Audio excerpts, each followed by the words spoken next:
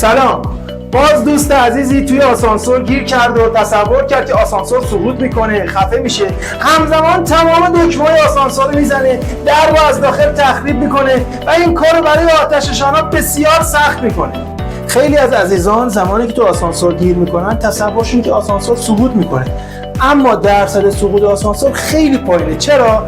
چون با 4 تا سیمبوکسل حمایت میشه، با 2 نوع ترمز، یکی گاورنر و پاراشوت، اینو حمایت میکنه و نمیذاره کابین آسانسور سقوط کنه.